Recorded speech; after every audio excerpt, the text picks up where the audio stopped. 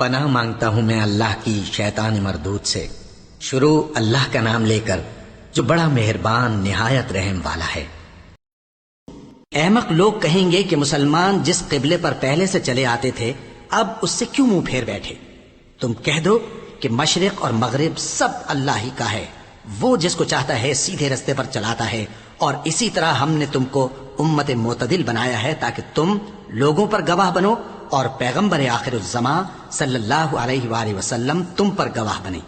اور جس قبلے پر تم پہلے تھے اس کو ہم نے اس لیے مقرر کیا تھا کہ معلوم کریں کہ کون ہمارے پیغمبر کا تابع رہتا ہے اور کون الٹے پاؤں پھر جاتا ہے۔ اور یہ بات یعنی تحویل قبلہ لوگوں کو گراں معلوم ہوئی، مگر جن کو اللہ نے ہدایت بخشی ہے وہ اسے گراں نہیں سمجھتے، اور اللہ ایسا نہیں کہ تمہارے ایمان کو یوں ہی ضائع کر دے۔ اللہ تو لوگوں پر بڑا مہربان ہے، صاحب رحمت ہے۔ اے پیغمبر صلی اللہ علیہ وآلہ وسلم، ہم تمہارا آسمان کی طرف منہ اٹھانا دیکھ رہے ہیں، سو ہم تم کو اسی قبلے کی طرف جس کو تم پسند کرتے ہو منہ کرنے کا حکم دیں گے۔ تو اپنا منہ مسجد حرام یعنی خانہ کعبہ کی طرف پھیر لو، اور تم لوگ جہاں ہوا کرو نماز پڑھنے کے وقت اسی مسجد کی طرف منہ کر لیا کرو۔ اور جن لوگوں کو کتاب دی گئی ہے وہ خوب جانتے ہیں کہ یہ نیا قبلہ ان کے پروردگار کی طرف سے حق ہے، اور جو کام یہ لوگ کرتے ہیں اللہ ان سے بے خبر نہیں۔ اور اگر تم ان اہل کتاب کے پاس تمام نشانیاں بھی لے کر آؤ تو بھی یہ تمہارے قبلے کی پیروی نہ کریں، اور تم بھی ان کے قبلے کی پیروی کرنے والے نہیں ہو، اور ان میں سے بھی بعض کے قبلے کے پیرو نہیں۔ اور اگر تم باوجود اس کے کہ تمہارے پاس علم یعنی اللہ کا حکم آ چکا ہے ان کی خواہشوں کے پیچھے چلو گے تو ظالموں میں ہو جاؤ گے۔ جن لوگوں کو ہم نے کتاب دی ہے وہ ان پیغمبر آخر الزماں صلی اللہ علیہ وآلہ وسلم کو اس طرح پہچانتے ہیں جس طرح اپنے بیٹوں کو پہچانا کرتے ہیں، مگر ایک فریق ان میں سے سچی بات کو جان بوجھ کر چھپا رہا ہے۔ اے پیغمبر صلی اللہ علیہ وآلہ وسلم، یہ نیا قبلہ تمہارے پروردگار کی طرف سے حق ہے، تو تم ہرگز شک کرنے والوں میں نہ ہونا۔ اور ہر ایک شخص کے لیے ایک سمت مقرر ہے جدھر وہ عبادت کے وقت منہ کیا کرتا ہے، تو تم نیکیوں میں سبقت حاصل کرو۔ تم جہاں ہوگے اللہ تم سب کو جمع کرے گا، بے شک اللہ ہر چیز پر قادر ہے۔ اور تم جہاں سے نکلو نماز میں اپنا منہ مسجد حرام کی طرف کر لیا کرو، بے شبہ یہ تمہارے پروردگار کی طرف سے حق ہے، اور تم لوگ جو کچھ کرتے ہو اللہ اس سے بے خبر نہیں۔ اور تم جہاں سے نکلو مسجد حرام کی طرف منہ کر کے نماز پڑھا کرو، اور مسلمانوں تم جہاں ہوا کرو اسی مسجد کی طرف رخ کیا کرو۔ یہ تاکید اس لیے کی گئی ہے کہ لوگ تم کو کسی طرح کا الزام نہ دے سکیں، مگر ان میں سے جو ظالم ہیں وہ الزام دیں تو دیں، سو ان سے مت ڈرنا اور مجھی سے ڈرتے رہنا۔ اور یہ بھی مقصود ہے کہ میں تم کو اپنی تمام نعمتیں بخشوں، اور یہ بھی کہ تم راہ راست پر چلو۔ جس طرح من جملہ اور نعمتوں کے ہم نے تمہیں میں سے ایک رسول بھیجے ہیں جو تم کو ہماری آیتیں پڑھ پڑھ کر سناتے اور تمہیں پاک بناتے، اور کتاب یعنی قرآن اور دانائی سکھاتے ہیں، اور ایسی باتیں بتاتے ہیں جو تم پہلے نہیں جانتے تھے۔ سو تم مجھے یاد کیا کرو، میں تمہیں یاد کیا کروں گا، اور میرا احسان مانتے رہنا اور میری ناشکری نہ کرنا۔ اے ایمان والو، صبر اور نماز سے مدد لیا کرو، بے شک اللہ صبر کرنے والوں کے ساتھ ہے۔ اور جو لوگ اللہ کی راہ میں مارے جائیں ان کی نسبت یہ نہ کہنا کہ وہ مرے ہوئے ہیں، وہ مردہ نہیں بلکہ زندہ ہیں، لیکن تم کو شعور نہیں۔ اور ہم کسی قدر خوف اور بھوک اور مال اور جانوں اور میووں کے نقصان سے تمہاری آزمائش کریں گے۔ اور صبر کرنے والوں کو بشارت سنا دو کہ ان لوگوں پر جب کوئی مصیبت واقع ہوتی ہے تو کہتے ہیں کہ ہم اللہ ہی کا مال ہیں اور اسی کی طرف لوٹ کر جانے والے ہیں۔ یہی لوگ ہیں جن پر ان کے پروردگار کی عنایتیں ہیں اور خصوصی رحمت بھی ہے، اور یہی سیدھے رستے پر ہیں۔ بے شک کوہ صفا اور مروہ اللہ کی نشانیوں میں سے ہیں، تو جو شخص خانہ کعبہ کا حج یا عمرہ کرے اس پر کچھ گناہ نہیں کہ دونوں کے درمیان چکر لگائے، بلکہ یہ ایک نیک کام ہے، اور جو کوئی نیک کام کرے تو اللہ قدردان ہے، دانا ہے۔ جو لوگ ہمارے حکموں اور ہدایتوں کو جو ہم نے نازل کی ہیں کسی غرض فاسد سے چھپاتے ہیں، باوجود کہ ہم نے ان کو لوگوں کے سمجھانے کے لیے اپنی کتاب میں کھول کھول کر بیان کر دیا ہے، ایسوں پر اللہ اور تمام لعنت کرنے والے لعنت کرتے ہیں۔ ہاں، جو توبہ کرتے ہیں اور اپنی حالت درست کر لیتے ہیں اور احکام الہی کو صاف صاف بیان کر دیتے ہیں تو میں ان کے قصور معاف کر دیتا ہوں، اور میں بڑا معاف کرنے والا، بڑا مہربان ہوں۔ جو لوگ کافر ہوئے اور کافر ہی مرے، ایسوں پر اللہ کی اور فرشتوں کی اور انسانوں کی سب کی لعنت، وہ ہمیشہ اسی لعنت میں گرفتار رہیں گے۔ ان سے نہ تو عذاب ہلکا ہی کیا جائے گا اور نہ انہیں کچھ مہلت ملے گی۔ اور لوگو، تمہارا معبود ایک ہی معبود ہے، اس بڑے مہربان اور رحم والے کے سوا کوئی عبادت کے لائق نہیں۔ بے شک آسمانوں اور زمین کے پیدا کرنے میں اور رات اور دن کے ایک دوسرے کے پیچھے آنے جانے میں اور کشتیوں اور جہازوں میں جو سمندر میں لوگوں کے فائدے کے لیے رواں ہیں، اور میں جس کو اللہ آسمان سے برساتا اور اس سے زمین کو اس کے مردہ ہو جانے کے بعد زندہ یعنی خشک ہو جانے کے بعد سرسبز کر دیتا ہے، اور زمین پر ہر قسم کے جانور پھیلانے میں اور ہواؤں کے چلانے میں اور بادلوں میں جو آسمان اور زمین کے درمیان گھرے رہتے ہیں، عقل مندوں کے لیے اللہ کی قدرت کی نشانیاں ہیں۔ اور بعض لوگ ایسے ہیں جو غیر اللہ کو اللہ کا شریک بناتے اور ان سے اللہ کی سی محبت کرتے ہیں، لیکن جو ایمان والے ہیں وہ تو اللہ ہی کے سب سے زیادہ دوستدار ہیں۔ اور اے کاش ظالم لوگ جو بات عذاب کے وقت دیکھیں گے اب دیکھ لیتے کہ سب طرح کی طاقت اللہ ہی کو ہے، اور یہ کہ اللہ سخت عذاب کرنے والا ہے۔ اس دن کفر کے پیشوا اپنے پیروں سے بیزاری ظاہر کریں گے اور دونوں عذاب الہی دیکھ لیں گے اور ان کے آپس کے تعلقات منقطع ہو جائیں گے۔ یہ حال دیکھ کر پیروی کرنے والے حسرت سے کہیں گے کہ اے کاش ہمیں پھر دنیا میں جانا نصیب ہو، تاکہ جس طرح یہ ہم سے بیزار ہو رہے ہیں اسی طرح ہم بھی ان سے بیزار ہوں۔ اس طرح اللہ ان کے اعمال حسرت بنا کر دکھائے گا اور وہ دوزخ سے نکل نہیں سکیں گے۔ لوگو، جو چیزیں زمین میں حلال طیب ہیں وہ کھاؤ، اور شیطان کے قدموں پر نہ چلو، وہ تمہارا کھلا دشمن ہے۔ وہ تو تم کو برائی اور بے حیائی ہی کے کام کرنے کو کہتا ہے، اور یہ بھی کہ اللہ کی نسبت ایسی باتیں کہو جن کا تمہیں کچھ بھی علم نہیں۔ اور جب ان لوگوں سے کہا جاتا ہے کہ جو کتاب اللہ نے نازل فرمائی ہے اس کی پیروی کرو، تو کہتے ہیں نہیں، بلکہ ہم تو اسی چیز کی پیروی کریں گے جس پر ہم نے اپنے باپ دادا کو پایا۔ بھلا اگرچہ ان کے باپ دادا نہ کچھ سمجھتے ہوں اور نہ سیدھے رستے پر ہوں، تب بھی وہ انہی کی تقلید کیے جائیں گے۔ جو لوگ کافر ہیں ان کی مثال اس شخص کی سی ہے جو کسی ایسی چیز کو آواز دے جو پکار اور آواز کے سوا کچھ سن نہ سکے۔ یہ بہرے ہیں، گونگے ہیں، اندھے ہیں کہ کچھ سمجھ ہی نہیں سکتے۔ اے اہل ایمان، جو پاکیزہ چیزیں ہم نے تم کو عطا فرمائی ہیں ان کو کھاؤ، اور اگر اللہ ہی کے بندے ہو تو اس کی نعمتوں کا شکر بھی ادا کرو۔ اس نے تو تم پر بس مرا ہوا جانور اور لہو اور سور کا گوشت اور جس چیز پر اللہ کے سوا کسی اور کا نام پکارا جائے حرام کر دیا ہے۔ ہاں، جو مجبور ہو جائے بشرطے کہ اللہ کی نافرمانی نہ کرے اور حد ضرورت سے باہر نہ نکل جائے، اس پر کچھ گناہ نہیں۔ بے شک اللہ بخشنے والا ہے، رحم کرنے والا ہے۔ جو لوگ اللہ کی کتاب سے ان آیتوں اور ہدایتوں کو جو اس نے نازل فرمائی ہیں چھپاتے اور ان کے بدلے تھوڑی سی قیمت یعنی دنیاوی منفعت حاصل کرتے ہیں، وہ اپنے پیٹوں میں محض آگ بھرتے ہیں۔ ایسے لوگوں سے اللہ قیامت کے دن نہ کلام کرے گا اور نہ ان کو گناہوں سے پاک کرے گا، اور ان کے لیے دکھ دینے والا عذاب ہے۔ یہ وہ لوگ ہیں جنہوں نے ہدایت چھوڑ کر گمراہی اور بخشش چھوڑ کر عذاب خرید لیا۔ یہ آتش جہنم کی کیسی برداشت کرنے والے ہیں۔ یہ اس لیے کہ اللہ نے کتاب سچائی کے ساتھ نازل فرمائی، اور جن لوگوں نے اس کتاب میں اختلاف کیا وہ ضد میں آ کر نیکی سے دور ہو گئے ہیں۔ نیکی یہی نہیں کہ تم مشرق و مغرب کو قبلہ سمجھ کر ان کی طرف منہ کر لو، بلکہ نیکی یہ ہے کہ لوگ اللہ پر اور روز آخر پر اور فرشتوں پر اور اللہ کی کتاب پر اور پیغمبروں پر ایمان لائیں، اور مال باوجود عزیز رکھنے کے رشتہ داروں اور یتیموں اور محتاجوں اور مسافروں اور مانگنے والوں کو دیں، اور گردنوں کے چھڑانے میں خرچ کریں، اور نماز پڑھیں اور زکوٰۃ دیں، اور جب عہد کر لیں تو اس کو پورا کریں، اور سختی اور تکلیف میں اور جنگ کے وقت ثابت قدم رہیں۔ یہی لوگ ہیں جو ایمان میں سچے ہیں، اور یہی ہیں جو اللہ سے ڈرنے والے ہیں۔ مومنوں، تم کو مقتولوں کے بارے میں قصاص یعنی خون کے بدلے خون کا حکم دیا جاتا ہے، اس طرح پر کہ آزاد کے بدلے آزاد مارا جائے، اور غلام کے بدلے غلام، اور عورت کے بدلے عورت۔ اور اگر قاتل کو اس کے مقتول بھائی کے قصاص میں سے کچھ معاف کر دیا جائے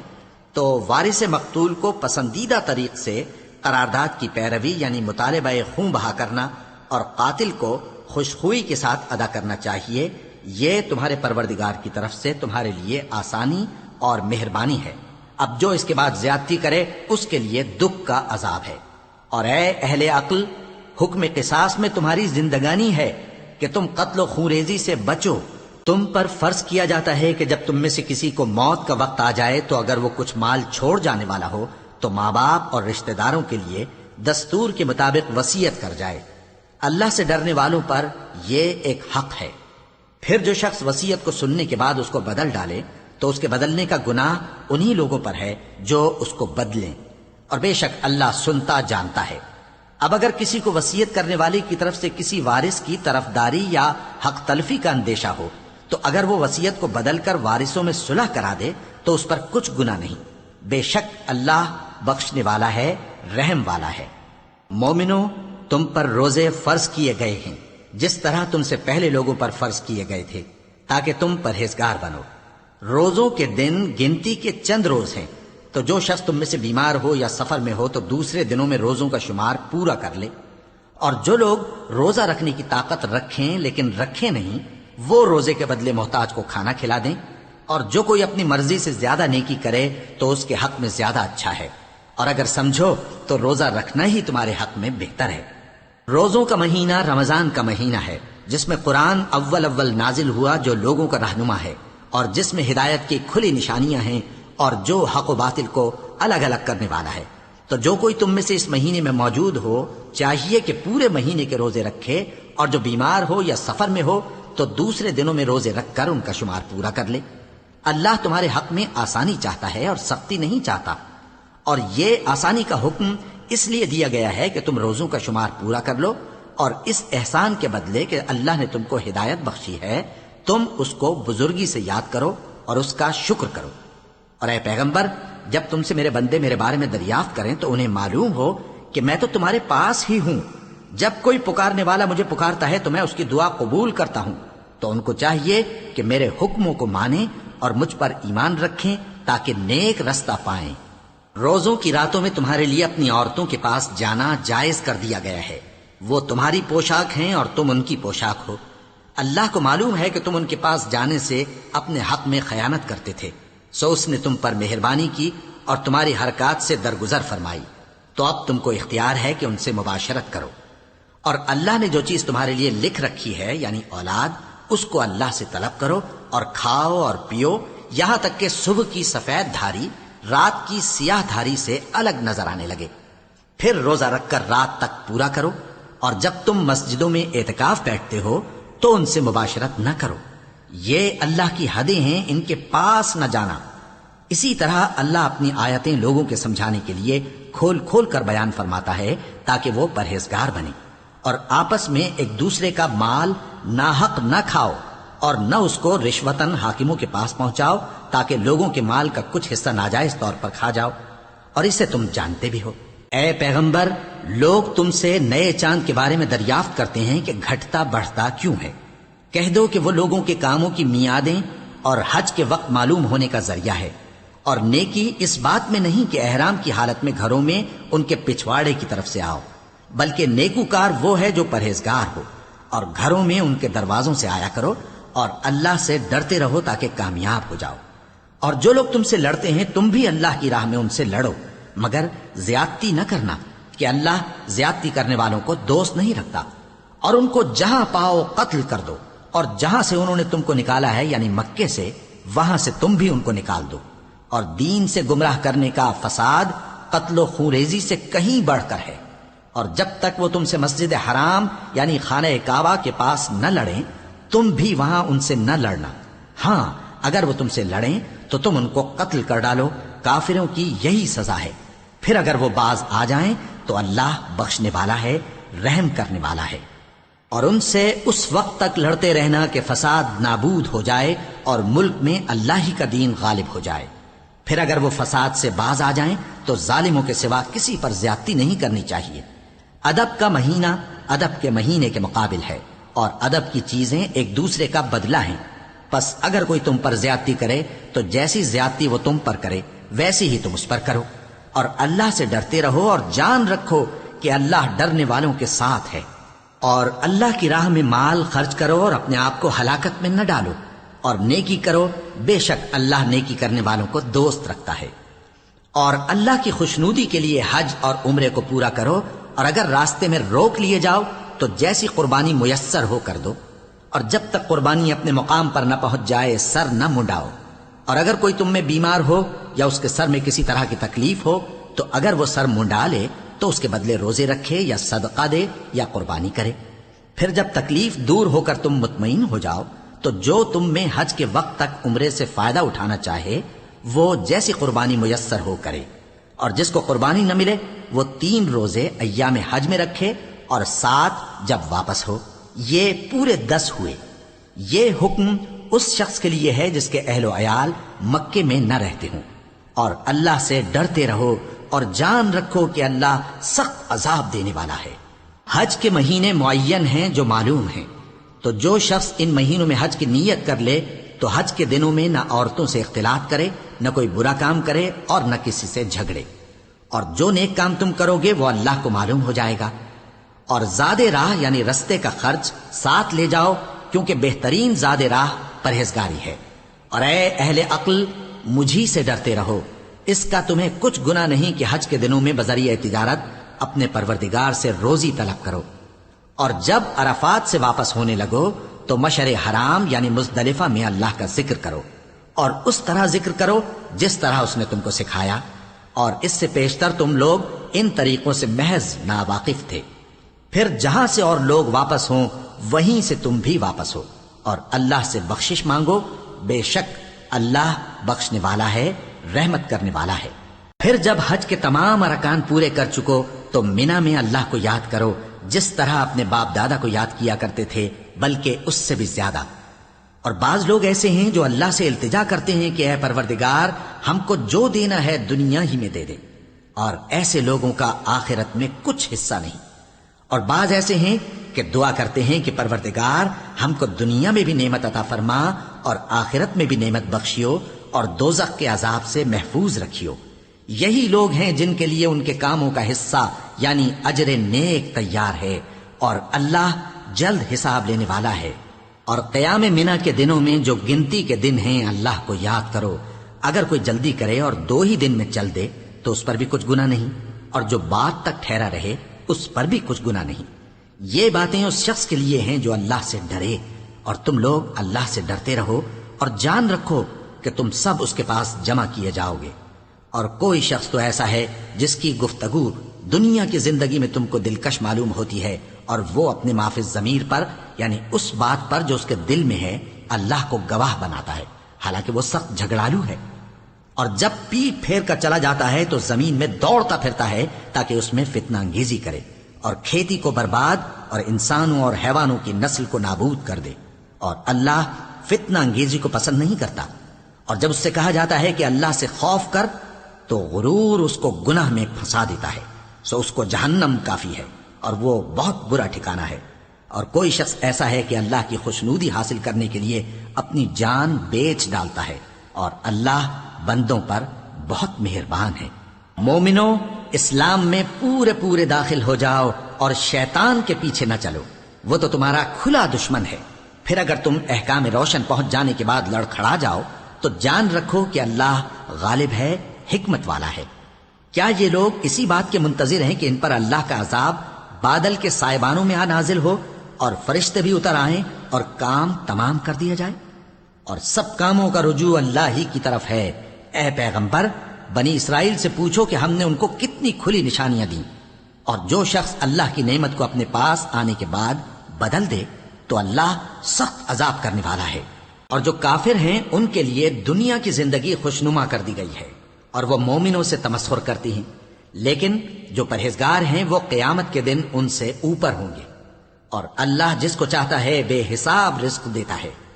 پہلے تو سب لوگوں کا ایک ہی مذہب تھا، لیکن وہ آپس میں اختلاف کرنے لگے تو اللہ نے ان کی طرف بشارت دینے والے اور ڈر سنانے والے پیغمبر بھیجے، اور ان پر سچائی کے ساتھ کتابیں نازل کیں تاکہ جن امور میں لوگ اختلاف کرتے تھے ان کا ان میں فیصلہ کر دے۔ اور اس میں اختلاف بھی انہی لوگوں نے کیا جن کو کتاب دی گئی تھی، باوجود کہ ان کے پاس کھلے ہوئے احکام آ چکے تھے۔ اور یہ اختلاف انہوں نے صرف آپس کی ضد سے کیا۔ تو جس امر حق میں وہ اختلاف کرتے تھے اللہ نے اپنی مہربانی سے مومنوں کو اس کی راہ دکھا دی، اور اللہ جس کو چاہتا ہے سیدھا رستہ دکھا دیتا ہے۔ کیا تم یہ خیال کرتے ہو کہ یوں ہی بہشت میں داخل ہو جاؤ گے، اور ابھی تم کو پہلے لوگوں کی سی مشکلیں تو پیش آئی ہی نہیں؟ ان کو بڑی بڑی سختیاں اور تکلیفیں پہنچیں اور وہ صعوبتوں میں ہلا ہلا دیے گئے، یہاں تک کہ پیغمبر اور مومن لوگ جو ان کے ساتھ تھے سب پکار اٹھے کہ کب اللہ کی مدد آئے گی۔ دیکھو اللہ کی مدد ان قریب آیا چاہتی ہے۔ اے نبی، لوگ تم سے پوچھتے ہیں کہ اللہ کی راہ میں کس طرح کا مال خرچ کریں۔ کہہ دو کہ جو چاہو خرچ کرو، لیکن جو مال خرچ کرنا چاہو وہ درجہ بدرجہ اہل استحقاق یعنی ماں باپ کو اور قریب کے رشتہ داروں کو اور یتیموں کو اور محتاجوں کو اور مسافروں کو سب کو دو، اور جو بھلائی تم کرو گے اللہ اس کو جانتا ہے۔ مسلمانوں، تم پر اللہ کے رستے میں لڑنا فرض کر دیا گیا ہے، اور وہ تمہیں ناگوار تو ہوگا، مگر عجب نہیں کہ ایک چیز تم کو بری لگے اور وہ تمہارے حق میں بھلی ہو، اور عجب نہیں کہ ایک چیز تم کو بھلی لگے اور وہ تمہارے لیے مضر ہو، اور ان باتوں کو اللہ ہی بہتر جانتا ہے اور تم نہیں جانتے۔ اے پیغمبر، لوگ تم سے عزت والے مہینوں میں لڑائی کرنے کے بارے میں دریافت کرتے ہیں، کہہ دو کہ ان میں لڑنا بڑا گناہ ہے، اور اللہ کی راہ سے روکنا اور اس سے کفر کرنا اور مسجد حرام یعنی خانہ کعبہ میں جانے سے بند کرنا اور اہل مسجد کو اس میں سے نکال دینا جو یہ کفار کرتے ہیں، اللہ کے نزدیک اس سے بھی زیادہ گناہ ہے، اور فتنہ انگیزی خون ریزی سے بھی بڑھ کر ہے، اور یہ لوگ ہمیشہ تم سے لڑتے رہیں گے، یہاں تک کہ اگر مقدور رکھیں تو تم کو تمہارے دین سے پھیر دیں، اور جو کوئی تم میں سے اپنے دین سے پھر کر کافر ہو جائے گا اور کافر ہی مرے گا تو ایسے لوگوں کے اعمال دنیا اور آخرت دونوں میں برباد ہو جائیں گے، اور یہی لوگ دوزخ میں جانے والے ہیں جس میں ہمیشہ رہیں گے۔ جو لوگ ایمان لائے اور اللہ کے لیے وطن چھوڑ گئے اور کفار سے جنگ کرتے رہے وہی اللہ کی رحمت کے امیدوار ہیں، اور اللہ بخشنے والا ہے، رحمت کرنے والا ہے۔ اے پیغمبر، لوگ تم سے شراب اور جوئے کا حکم دریافت کرتے ہیں، کہہ دو کہ ان میں گناہ بڑے ہیں اور لوگوں کے لیے کچھ فائدے بھی ہیں، مگر ان کے گناہ فائدوں سے کہیں زیادہ ہیں۔ اور یہ بھی تم سے پوچھتے ہیں کہ اللہ کی راہ میں کون سا مال خرچ کریں، کہہ دو کہ جو ضرورت سے زیادہ ہو۔ اس طرح اللہ تمہارے لیے اپنے احکام کھول کھول کر بیان فرماتا ہے تاکہ تم سوچو، یعنی دنیا اور آخرت کی باتوں میں غور کرو۔ اور تم سے یتیموں کے بارے میں بھی دریافت کرتے ہیں، کہہ دو کہ ان کی حالت کی اصلاح بہت اچھا کام ہے، اور اگر تم ان سے مل جل کر رہنا یعنی خرچ اکٹھا رکھنا چاہو تو وہ تمہارے بھائی ہیں، اور اللہ خوب جانتا ہے کہ خرابی کرنے والا کون ہے اور اصلاح کرنے والا کون۔ اور اگر اللہ چاہتا تو تم کو تکلیف میں ڈال دیتا، بے شک اللہ غالب ہے، حکمت والا ہے۔ اور مومنوں، مشرک عورتوں سے جب تک وہ ایمان نہ لائیں نکاح نہ کرنا، کیونکہ مشرک عورت خواہ تم کو کیسی ہی بھلی لگے اس سے مومن لونڈی بہتر ہے، اور اسی طرح مشرک مرد جب تک ایمان نہ لائیں مومن عورتوں کو ان کی زوجیت میں نہ دینا، کیونکہ مشرک مرد سے خواہ وہ تم کو کیسا ہی بھلا لگے مومن غلام بہتر ہے۔ یہ مشرک لوگوں کو دوزخ کی طرف بلاتے ہیں، اور اللہ اپنی مہربانی سے بہشت اور بخشش کی طرف بلاتا ہے، اور اپنے حکم لوگوں سے کھول کھول کر بیان کرتا ہے تاکہ نصیحت حاصل کریں۔ اور تم سے حیض کے بارے میں دریافت کرتے ہیں، کہہ دو وہ تو نجاست ہے، سو ایام حیض میں عورتوں سے کنارہ کش رہو، اور جب تک وہ پاک نہ ہو جائیں ان سے مقاربت نہ کرو۔ ہاں، جب وہ پاک ہو جائیں تو جس طریق سے اللہ نے تمہیں ارشاد فرمایا ہے ان کے پاس جاؤ، کچھ شک نہیں کہ اللہ توبہ کرنے والوں اور پاک صاف رہنے والوں کو دوست رکھتا ہے۔ تمہاری عورتیں تمہاری کھیتی ہیں، تو اپنی کھیتی میں جس طرح چاہو جاؤ، اور اپنے لیے نیک عمل آگے بھیجو، اور اللہ سے ڈرتے رہو، اور جان رکھو کہ ایک دن تمہیں اس کے روبرو حاضر ہونا ہے۔ اور اے پیغمبر، ایمان والوں کو بشارت سنا دو، اور اللہ کے نام کو اس بات کا ہیلا نہ بنانا کہ اس کی قسمیں کھا کھا کر سلوک کرنے اور پرہیزگاری کرنے اور لوگوں میں صلح و سازگاری کرانے سے رک جاؤ، اور اللہ سب کچھ سنتا ہے، جانتا ہے۔ اللہ تمہاری لغو قسموں پر تم سے مواخذہ نہیں کرے گا، لیکن جو قسمیں تم قصد دلی سے کھاؤ گے ان پر مواخذہ کرے گا، اور اللہ بخشنے والا ہے، بردبار ہے۔ جو لوگ اپنی عورتوں کے پاس جانے کی قسم کھا لیں ان کو 4 مہینے تک انتظار کرنا چاہیے، اگر اس عرصے میں قسم سے رجوع کر لیں تو اللہ بخشنے والا ہے، مہربان ہے، اور اگر طلاق کا ارادہ کر لیں تو بھی اللہ سنتا ہے، جانتا ہے۔ اور طلاق والی عورتیں 3 حیض تک اپنے تئیں روکے رہیں، اور اگر وہ اللہ اور روز قیامت پر ایمان رکھتی ہیں تو ان کو جائز نہیں کہ اللہ نے جو کچھ ان کے شکم میں پیدا کیا ہے اس کو چھپائیں، اور ان کے خاوند اگر پھر موافقت چاہیں تو اس مدت میں وہ ان کو اپنی زوجیت میں لے لینے کے زیادہ حقدار ہیں، اور عورتوں کا حق مردوں پر ویسا ہی ہے جیسے دستور کے مطابق مردوں کا حق عورتوں پر ہے، البتہ مردوں کو عورتوں پر 1 درجہ فضیلت ہے، اور اللہ غالب ہے، صاحب حکمت ہے۔ طلاق صرف 2 بار ہے، یعنی جب 2 دفعہ طلاق دے دی جائے تو پھر عورتوں کو یا تو بطریق شائستہ نکاح میں رہنے دینا ہے یا بھلائی کے ساتھ چھوڑ دینا، اور یہ جائز نہیں کہ جو مہر تم ان کو دے چکے ہو اس میں سے کچھ واپس لے لو۔ ہاں، اگر زن و شوہر کو خوف ہو کہ وہ اللہ کی حدوں کو قائم نہیں رکھ سکیں گے تو اگر عورت خاوند کے ہاتھ سے رہائی پانے کے بدلے میں کچھ دے ڈالے تو دونوں پر کچھ گناہ نہیں۔ یہ اللہ کی مقرر کی ہوئی حدیں ہیں، ان سے باہر نہ نکلنا، اور جو لوگ اللہ کی حدوں سے باہر نکل جائیں گے وہ گناہگار ہوں گے۔ پھر اگر شوہر 2 طلاقوں کے بعد تیسری طلاق عورت کو دے دے تو اس کے بعد جب تک عورت کسی دوسرے شخص سے نکاح نہ کر لے اس پہلے شوہر پر حلال نہ ہوگی۔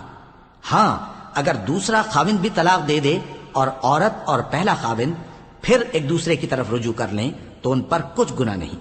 بشرطے کہ دونوں یقین کریں کہ اللہ کی حدوں کو قائم رکھ سکیں گے، اور یہ اللہ کی حدیں ہیں، ان کو وہ ان لوگوں کے لیے بیان فرماتا ہے جو علم رکھتے ہیں۔ اور جب تم عورتوں کو 2 دفعہ طلاق دے چکو اور ان کی عدت پوری ہو جائے تو انہیں یا تو حسن سلوک سے نکاح میں رہنے دو یا بطریق شائستہ رخصت کر دو، اور اس نیت سے ان کو نکاح میں نہ رہنے دینا چاہیے کہ انہیں تکلیف دو اور ان پر زیادتی کرو، اور جو ایسا کرے گا وہ اپنا ہی نقصان کرے گا، اور اللہ کے احکام کو ہنسی اور کھیل نہ بناؤ،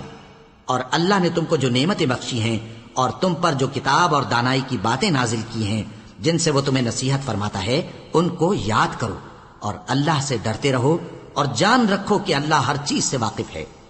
اور جب تم عورتوں کو طلاق دے چکو اور ان کی عدت پوری ہو جائے تو ان کو اپنے شوہروں کے ساتھ جب وہ آپس میں جائز طور پر راضی ہو جائیں نکاح کرنے سے مت روکو۔ اس حکم سے اس شخص کو نصیحت کی جاتی ہے جو تم میں اللہ اور روز آخر پر یقین رکھتا ہے، یہ تمہارے لیے نہایت خوب اور بہت پاکیزگی کی بات ہے، اور اللہ جانتا ہے اور تم نہیں جانتے۔ اور مائیں اپنے بچوں کو پورے 2 سال دودھ پلائیں، یہ حکم اس شخص کے لیے ہے جو پوری مدت تک دودھ پلوانا چاہے، اور دودھ پلانے والی ماؤں کا کھانا اور کپڑا دستور کے مطابق باپ کے ذمے ہوگا۔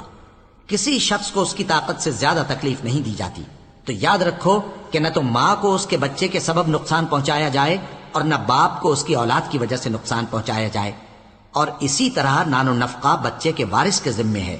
اور اگر دونوں یعنی ماں باپ آپس کی رضامندی اور صلاح سے بچے کا دودھ چھڑانا چاہیں تو ان پر کچھ گناہ نہیں،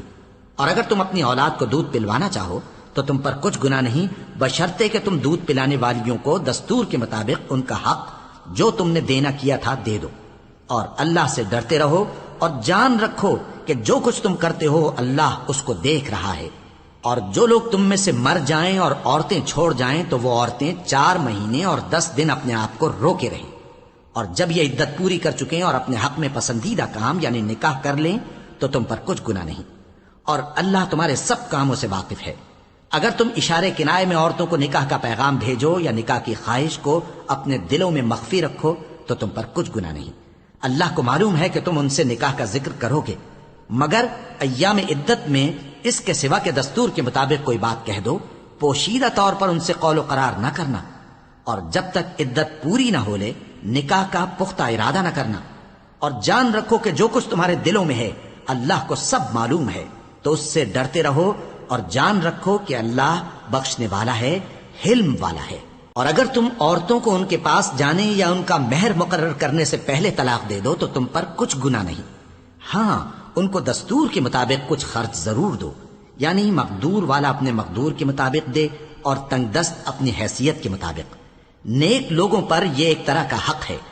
اور اگر تم عورتوں کو ان کے پاس جانے سے پہلے طلاق دے دو لیکن مہر مقرر کر چکے ہو تو آدھا مہر دینا ہوگا۔ ہاں اگر عورتیں مہر بخش دیں یا مرد جن کے ہاتھ میں عقد نکاح ہے اپنا حق چھوڑ دیں اور پورا مہر دے دیں تو ان کو اختیار ہے، اور اگر تم مرد لوگ ہی اپنا حق چھوڑ دو تو یہ پرہیزگاری کی بات ہے، اور آپس میں بھلائی کرنے کو فراموش نہ کرنا۔ کچھ شک نہیں کہ اللہ تمہارے سب کاموں کو دیکھ رہا ہے۔ مسلمانوں، سب نمازیں خصوصاً بیچ کی نماز یعنی نماز عصر پورے اہتمام کے ساتھ ادا کرتے رہو اور اللہ کے آگے ادب سے کھڑے رہا کرو۔ پھر اگر تم خوف کی حالت میں ہو تو پیادے یا سوار جس حال میں ہو نماز پڑھ لو۔ پھر جب امن و اطمینان ہو جائے تو جس طریق سے اللہ نے تم کو سکھایا ہے جو تم پہلے نہیں جانتے تھے، اللہ کو یاد کرو۔ اور جو لوگ تم میں سے مر جائیں اور عورتیں چھوڑ جائیں وہ اپنی عورتوں کے حق میں وصیت کر جائیں کہ ان کو 1 سال تک خرچ دیا جائے اور گھر سے نہ نکالے جائیں۔ ہاں، اگر وہ خود گھر سے چلی جائیں اور اپنے حق میں پسندیدہ کام یعنی نکاح کر لیں تو تم پر کچھ گناہ نہیں، اور اللہ زبردست ہے، حکمت والا ہے۔